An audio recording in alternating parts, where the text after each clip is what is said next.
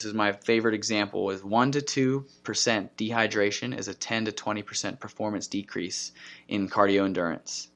So if you're running on the soccer field or the football field and you're 1 to 2% dehydrated from where you need to be, you're missing out on 10 to 20% of your actual performance, your maximum performance.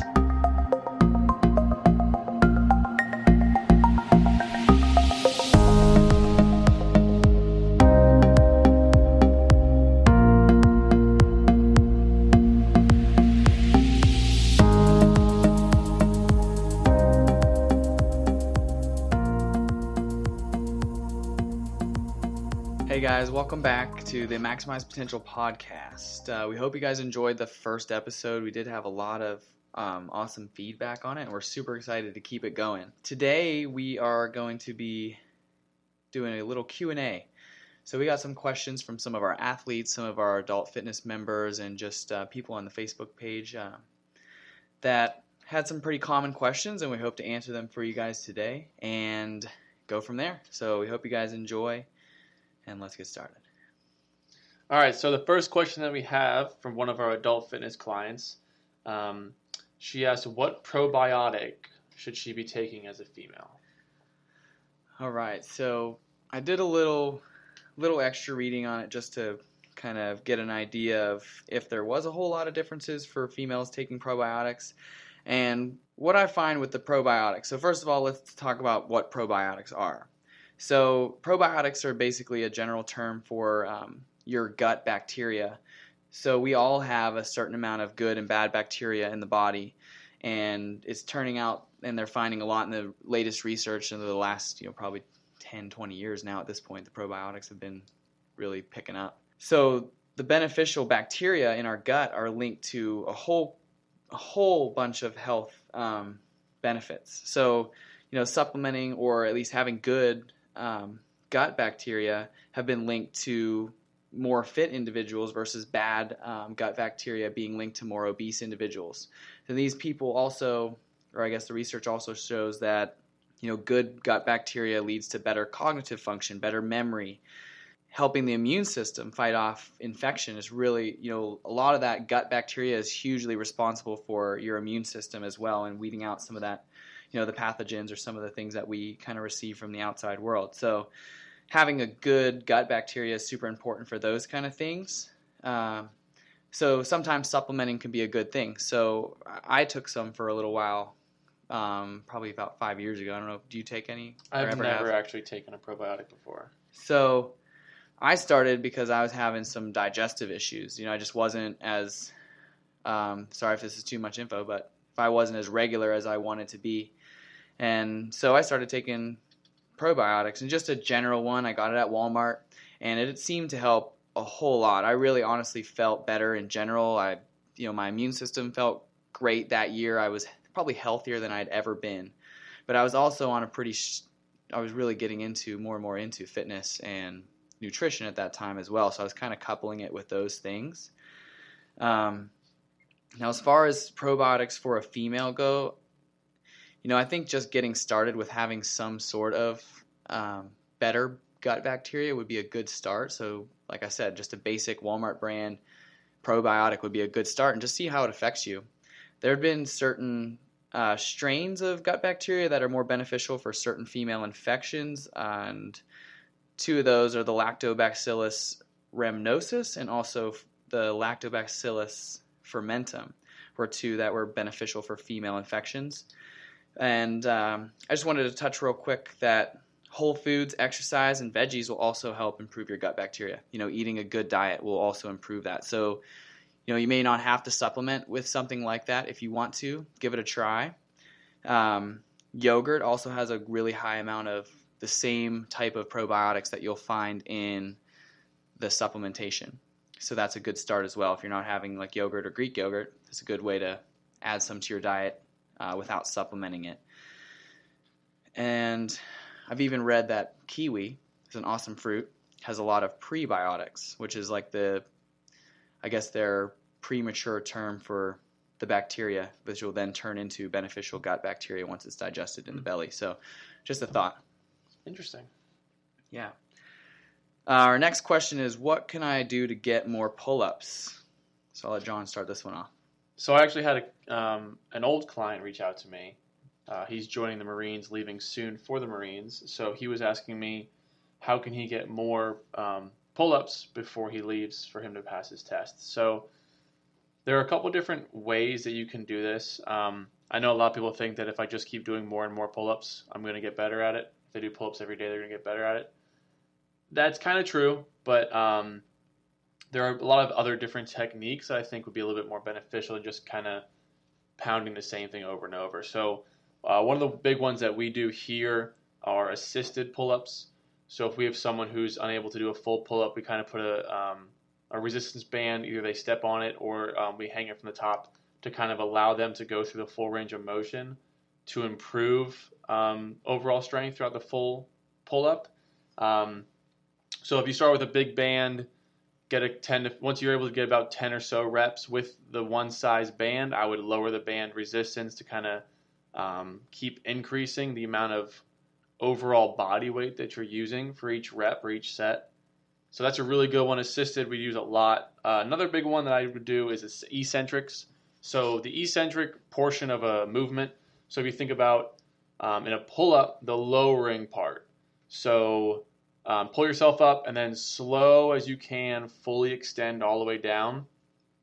Studies show that eccentric lifts, no matter what exercise they are 120 to 160% stronger than concentric lifts.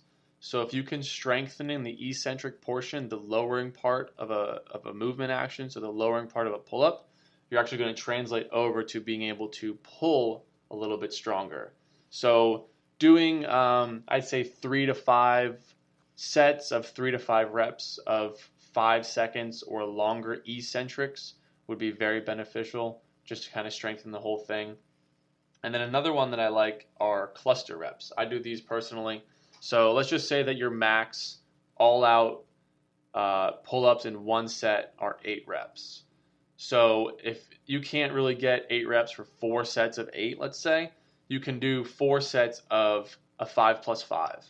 So you'll do 5 reps of normal pull-ups, rest for about 15, 30 seconds, and then go again to finish off the set. That way you're not getting too fatigued for the overall set, but you're still getting more reps and getting a little bit stronger through. Right on. So what about you? Do you have any other kind of examples for improving pull-ups? No, I was thinking the assisted, and then the negatives as well, or the eccentric portion. We could also do the same thing as a cluster set to be like forced reps. You know, if somebody's there helping you, spotting you with my client, with the adult clients, if they're struggling those last couple sets, I won't necessarily have them hop off and take the 15 seconds rest, but I'll just manually help them. So I'm lifting up on the band, which is also lifting up on them, which decreases the amount of weight that they're pulling. So then they can get those last 3, 4, 5, 6 reps with a smooth range of motion, still working through that whole range. I think is really important. So that they're not struggling to get their chin up over the bar or whatever, and they can kind of still do the range of motion and finish off the reps. Get a couple extra ones to grow on, I always say. Yeah, I like that a lot. All right, so our next question. What diet should someone follow that trains or practices every day? So if we're thinking about an athlete who I guess would be kind of in season right now, we had a question from a softball player asking what type of diet should they be following. My first thing I wrote down was a consistent one, because that is like going to make a bigger difference than anything else is if you're staying consistent. You can't eat like an athlete one day and then eat like a child. I don't know, eat all junk food the next day and then try and eat like an athlete the next day and eat 3 days of junk food and then go back. So the biggest thing I think is staying consistent. And also, I'll get more into some adult stuff for diet as well in a minute. But as far as athletes, don't fear the carbs. A lot of athletes, really big one. Big thing, really, really big thing. A lot of the athletes are trying to follow a similar diet that their parents heard about or that their parents are following. You know, but athletes are performance individuals, so they have to fuel accordingly. So, you know, you wouldn't put just regular octane gas in a Ferrari, right? We kind of use that example with the kids. So you want to put maximum octane fuel in your tank, which is good whole foods, making sure that they eat breakfast. making sure you're getting the water, make sure you're getting the protein. I mean, I think that not following those fad diets is another good thing.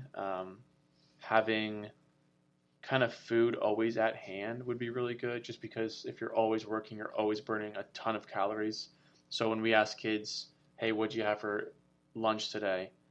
And it's like a turkey sandwich or a peanut butter and jelly sandwich. That's good, but we kind of need to get more substance in there because they're burning so much more calories than everybody else. Mm-hmm. Where the overall general guidelines are 2,000 calories a day. Mm-hmm. That's more for sedentary people.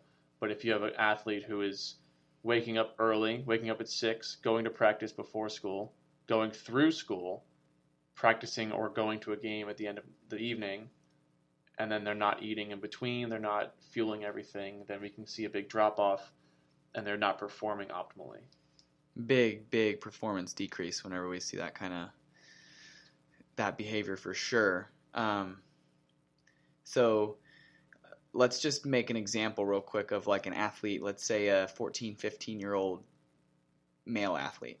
Like morning practice, school all day, practice after school, homework. What kind of like a baseline like calories could we be looking at? Just to give them examples that we're not looking at a regular 2,000 calorie diet. It's going to be more. I mean, closer to like 3,500 to 4,000. Yeah. Because I mean, Easily. I work out for about 45 minutes in the morning, and then normal work day, and by the end of the night, I check my Fitbit and I burn probably about 4,000 calories, and that's not including practices for 2+ hours, and then going from practice to the weight room to anywhere else. Right. Yeah. So it's really, really important that the athletes are. Nutrition is it's unfortunately overlooked with a lot of people, and it is like the golden ticket to maximizing your performance is that nutrition. You could work out and work out and work out and just you'll stay exactly the same. You could, trying to get better and trying to get stronger, all the things that we teach here and they're trying to teach at school and the coaches and stuff. But if you're not eating for that performance, you won't see those gains. You just end up being fatigued and tired, and these kids come in and they're like, oh, I was so tired all day, I didn't learn anything, I was like sleeping in my classes. And like, well, if they're getting good amount of sleep and they're drinking adequate water and they're eating optimally, they shouldn't have those issues, right? Right. And they should be able to perform very, very well. Just to touch on a little bit of a rule that I talk about with adult clients too, and I mean it goes across the board, is to follow like an 80-20 rule. Mm-hmm. I always say if you can follow something or stay consistently, 80% of the time eating foods that are reasonable. Most of us understand what reasonable foods are. We do 80% of the time good, and then 20% of the time have those things that you love, enjoy them, because it's not, you don't want to be so strict that you feel like you're in a cage. That's what a lot of people I feel like look at diets and they're like, no, I never stick to that because they feel caged in by the restrictions of that diet. That's not good for your brain either. So have those things that you love 20% of the time, but don't make that number flip-flopped. Most people follow 80% of the time crappy foods and a crappy diet, and then 20% of the time they pick the healthier option. Whenever we could flip it a little bit and kind of put off that reward, or make it as a reward too. 20% of the time have something delicious and that you love. Don't eat the whole cake either. Have a bite or, have a piece of cake. So there's just different things that we can look at a little bit differently.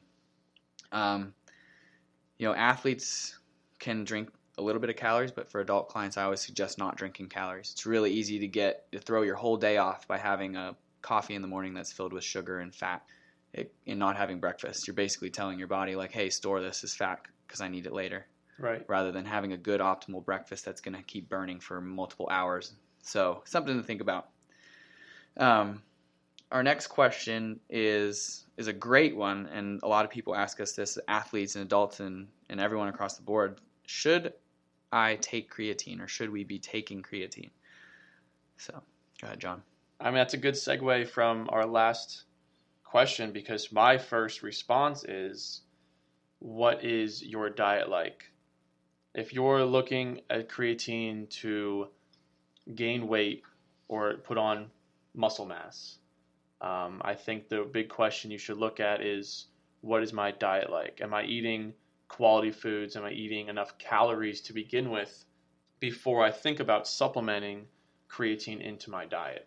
Because you don't want to use supplements as the end-all be-all, the main thing in your diet, and you don't want to rely on them. So if you can have a very solid eating regimen and you're putting on weight already from the amount of calories, quality calories that you're having daily, then I would say, sure, go ahead and try it.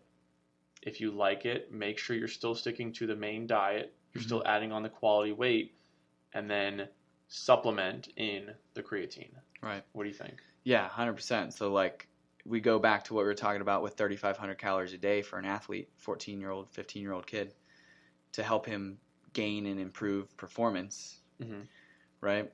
If he's eating 2,000 calories a day and he supplements with creatine expecting to gain a bunch of muscle mass, he's still probably not going to see a huge gain in muscle mass. Do you think? Is that correct? Yeah. Right. So it's more going to be, you know, what they're eating on a daily basis and how many calories they're taking in versus how many they're burning. So what do you think about, people ask me this too, like, is creatine bad for you? So it's been like an age-old question, and people talk about it all the time. I think actually creatine is, by now, it has to be the number one researched supplement ever. That's my first response too when people tell me. I've definitely read that several places about it being the most studied athletic supplement. Because you can get it from natural things. Right. Fish. And our body creates it too. Yeah. Yeah. So like we could get really sciencey about how creatine affects the muscles. You know, supplementing with it kind of helps fill those stores of creatine in the muscles, because muscles use creatine as an energy supply in short bursts of explosive power and strength. So kind of filling up those stores can help improve some of those areas.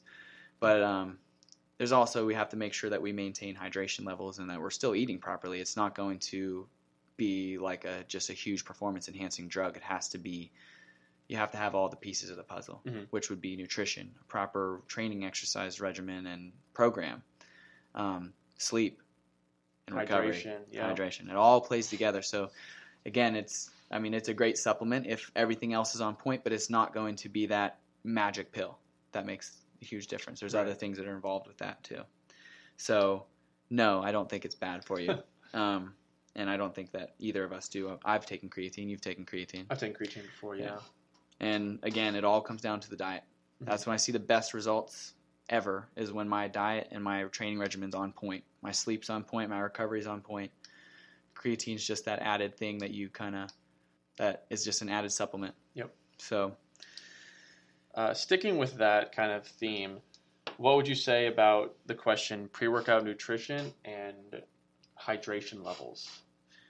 So my pre-workout nutrition and like H2O intake, my water intake advice. So if you're working out in the morning,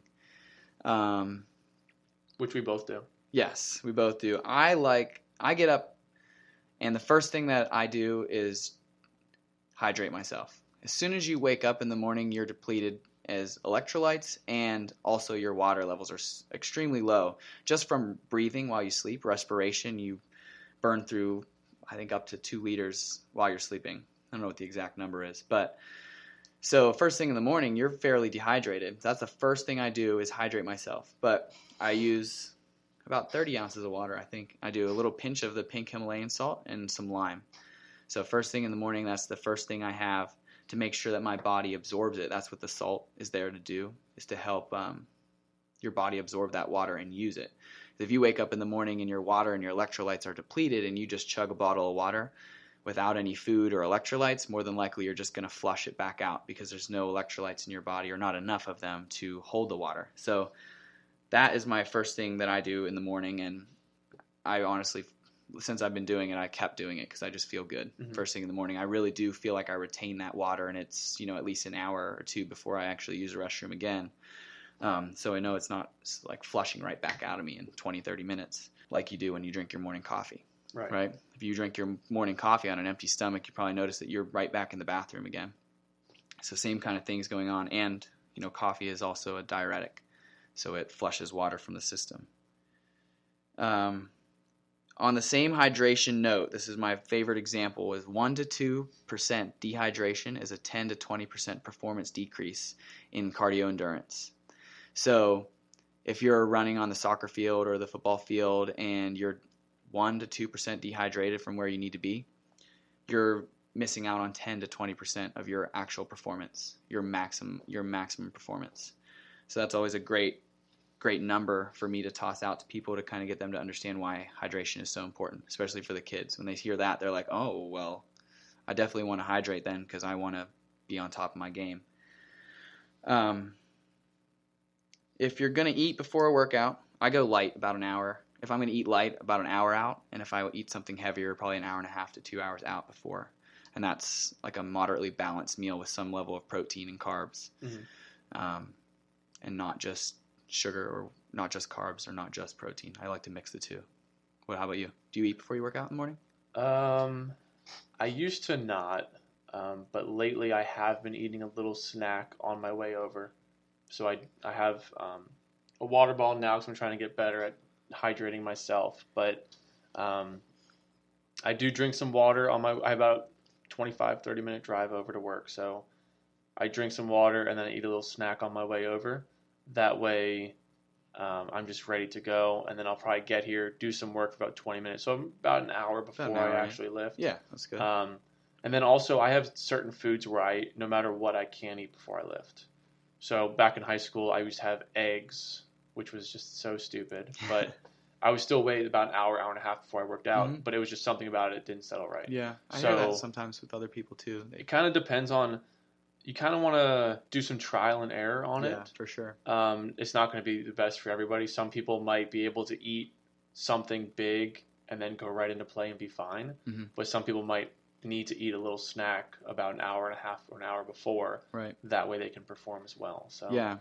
You want like some of that stuff to kind of be digesting and entering the bloodstream by the time you're about to work out, mm-hmm. so that your body is able to use those nutrients or those, the carbs and the proteins while you're working out.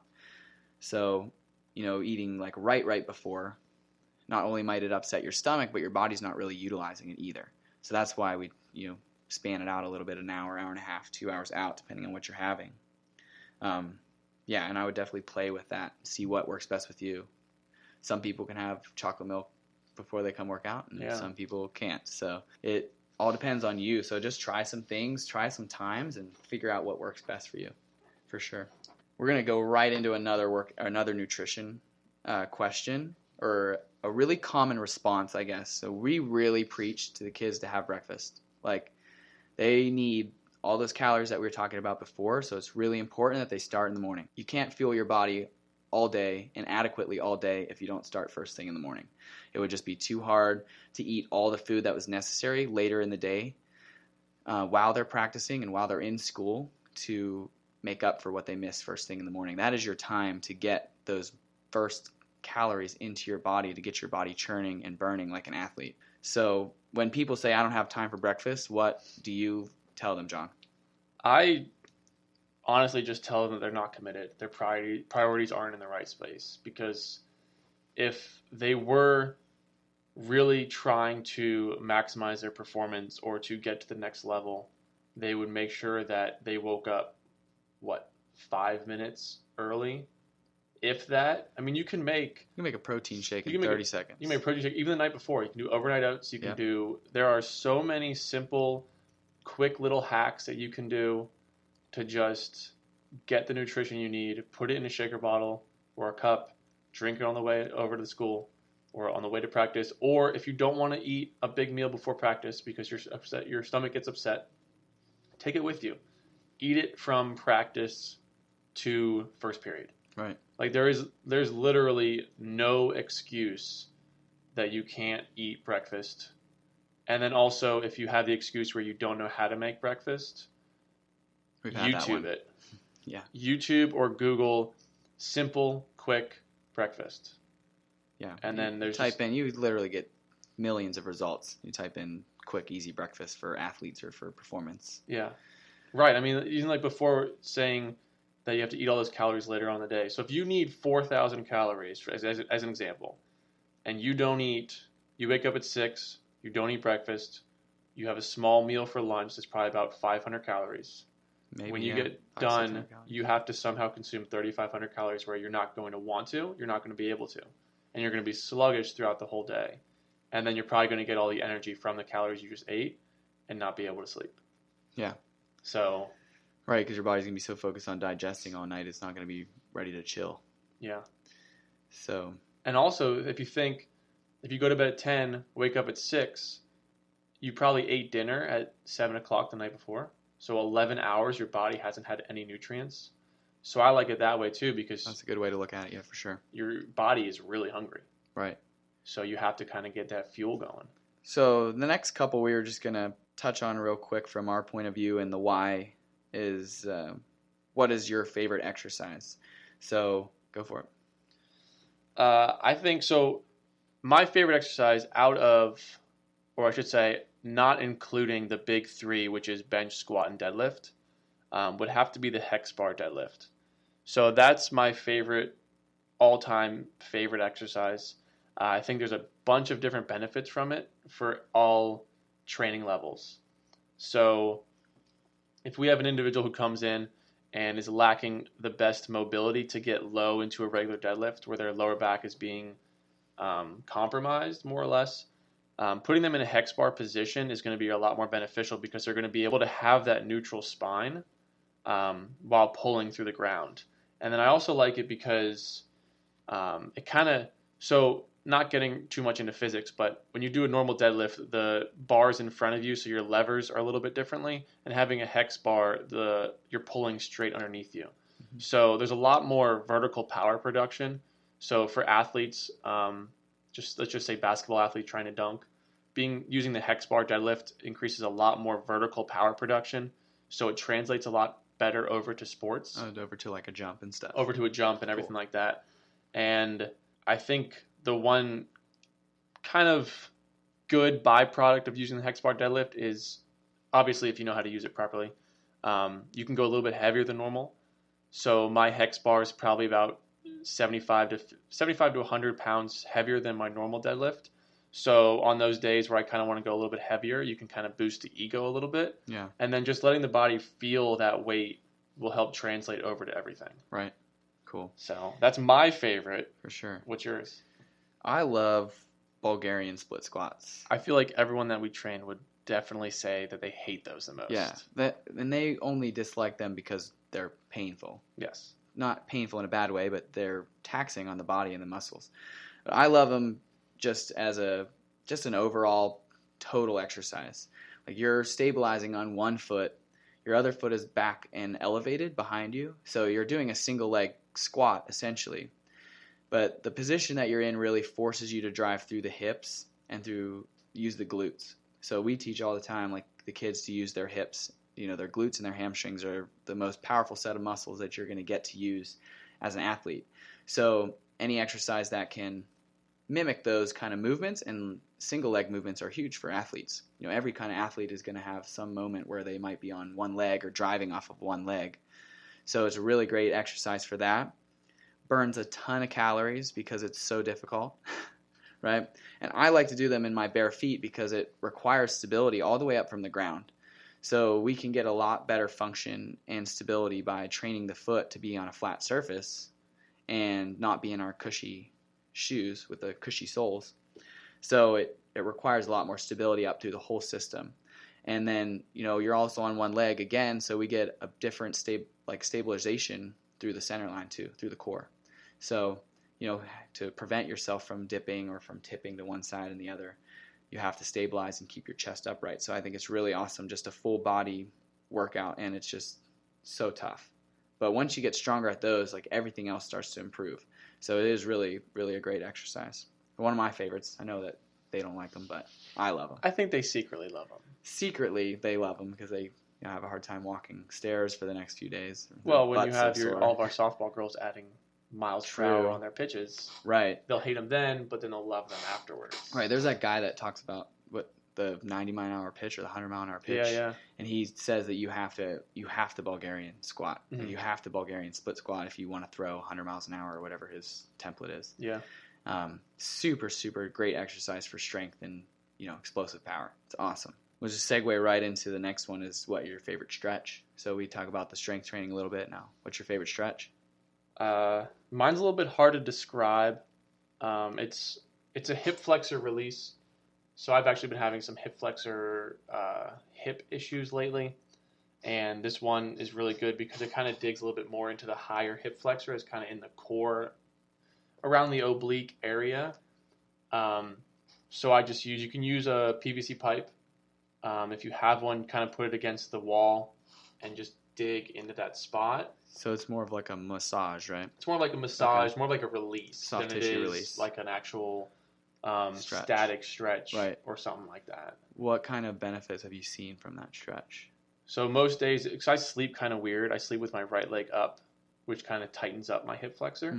So if I'm squatting that day, I come in and I use that kind of release onto the hip flexor. Within maybe 10 to 15 seconds, I feel perfect. Huge difference. Yeah. Cool. Just kind of lets go, so it's not as tightly wound up. Right.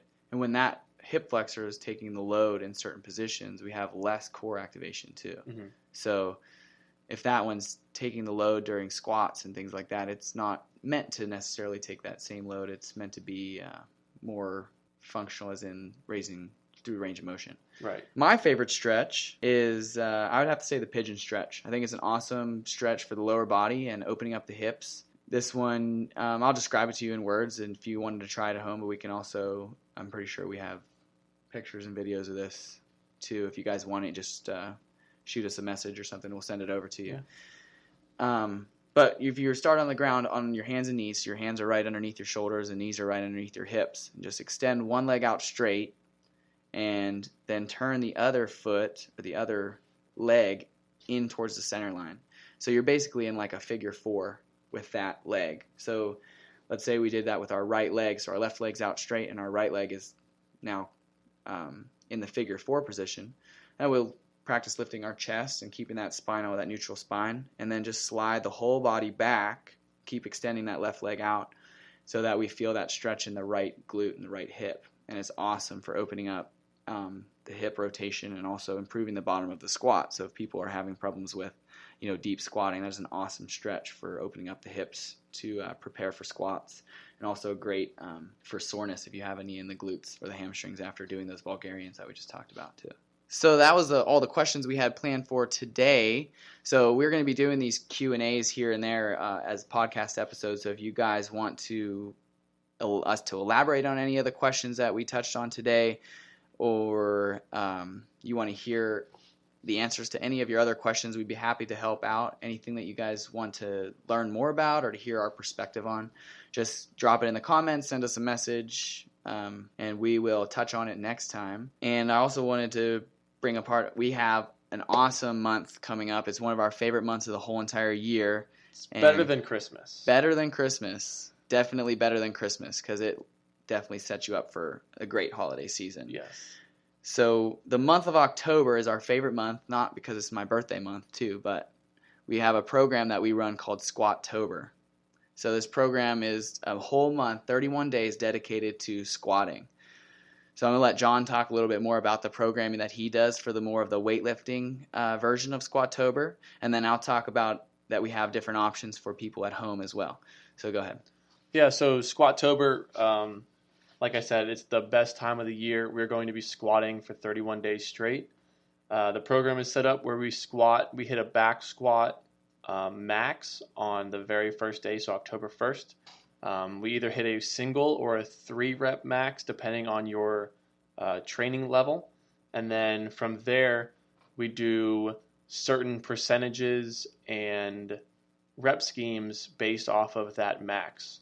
So throughout the entire week, I've changed it up a little bit from some of the other well-known Squatobers, but we hit actually 4 different styles of squatting. So we hit the back squat, we do front squat, we're going to do pause squat this year, and then we're going to do box squat. So a couple different variations just to kind of change the body up, change the stimulation up. We're following an undulated periodization model, which might just be a bunch of big words for you if you don't know. But what it is we're always changing every day. So we're not just going to continue to add like 5 pounds on each week. We're going to hit, some days are going to be heavy, some days are going to be light, more volume. Some days you might walk in and only hit 3 sets of 3 at 50%.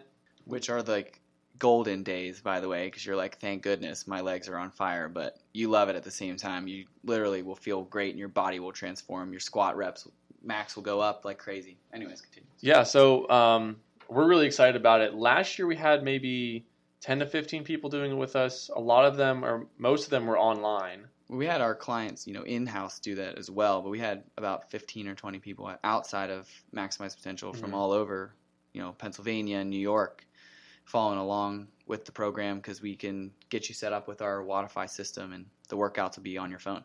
So it's really cool. Last year, I added 50 pounds onto my max, I believe. I think I hit 405 the very first day, and then I think I finished with 455, but I think I could have gone a little bit heavier. This year, I'm hoping to kind of get back up to the 4 plates. Plus, I've been dealing with that hip issue, so we'll see. But right. What was your weight last year that you went from? Heaviest I've ever squatted. That was the first time ever I've hit 4 plates. So I started the first week of Squatober, I think I hit 365 or 375 for a single. It was my max. And then at the end of the month, I hit 405 for a single. And it felt, that was the first time I ever had 4 plates on my back. And if, anybody else that's super into the strength training is listening to this, then they understand that that's like a great like milestone. That's like a milestone. You hit 4 plates in your squat or your deadlift and you're like, heck yeah, I'm actually a strong person now. So it was really, really cool to progress up to hit that. I've been chasing that for a little while, so that was really cool. It happened in a month. Yeah, so really excited about it. And also, if you don't have access to a gym or if you're not a real intense lifter, Coach Scott's going to be able to kind of take that over and tell you about how you can still participate in our Squatober. Yeah, so we have a little or no equipment type Squatober program as well that we put in there for a few of the people that aren't doing the back squats or the front squats, things like that. And that's totally fine. But if you can squat for 31 days and make that the basis of your program and kick it off and get better at that squat for 31 days, your body will start to transform. Squat is like such a fundamental movement pattern. And if we practice it, everything starts to work a lot better. Down through the hips, the ankles, the knees, everything. You'll start to feel really good.